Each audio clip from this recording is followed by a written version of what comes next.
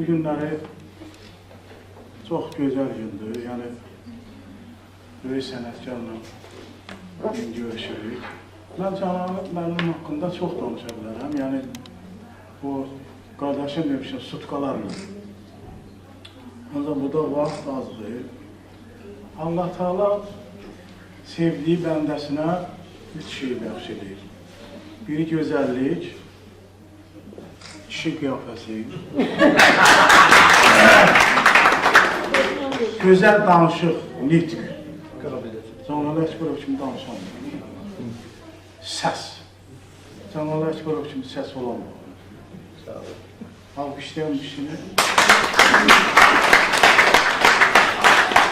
Mən Cəlal müəllimi 74-cü ildən tanımışam.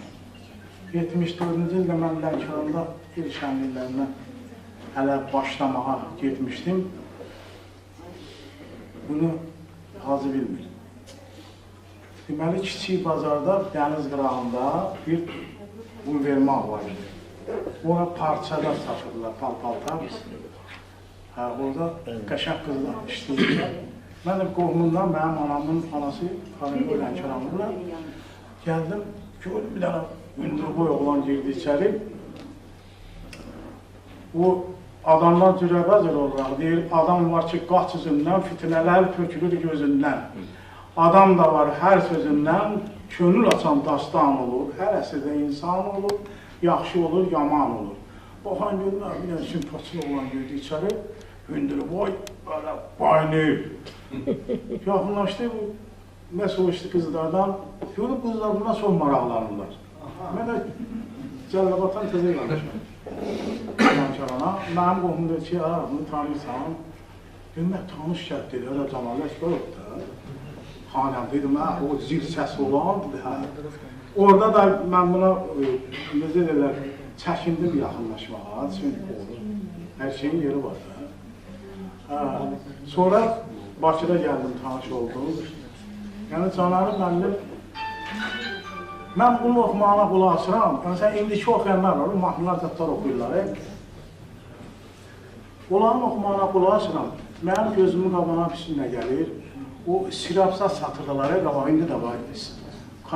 Pirəşki, sirap, ondan sonra badamlıda.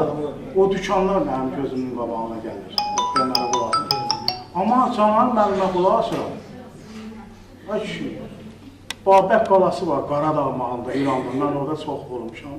Babək qalası, Səttarxan, Babək, Koroğlu, gəlir gözümün qabağına, deyirəm, ay Elxan, gəl bu kişinin adı, mən bu kişinin adını qoydum Azərbaycan. Bir dəfə də zəvdim özünə, dedim, Hacı, sən oxuyanda Azərbaycan gəlir mənim gözümün qabağına, sənin adı qoydum Azərbaycan. Yəni, Cəlal Əkbərov haqqında çox danışmaq olar. Mən keçənlər Tehranda bir toy dedim. Toy qutardı, məni dəvət edib bir çay süfrəsinə, orada kişimədir ki, ağa, çağa. Dedim, bəli. Dedim, mən Azərbaycanda bir dənə xanəndə tanıyıram. Boxdum, dedim, görəm, kim olacaq. Dedim, kimdir o? Dedi, Cəlal Əkbərov. Arzum odur ki, inşallah Hacıya bizə qismət olsun, İrana toya gedib onların ev şənliklərinə. Və mən Cəlal Əkbərov haqqında çox danışa bilərəm, yenə gedirəm. Mənim arzumdur ki, inşallah Tofi müəllim Lənkəranda musiqi məktəbləri olur. Bunların birinin adını qoysunlar Cəlal Əkbərov adına musiqi məktəbləri. Məlahətli səsin şirin avazıya altı leylinin çəkmisən lazım, məhrum vurmuşsan şurun şahnazından, muğam aləminin şahı Cəlali.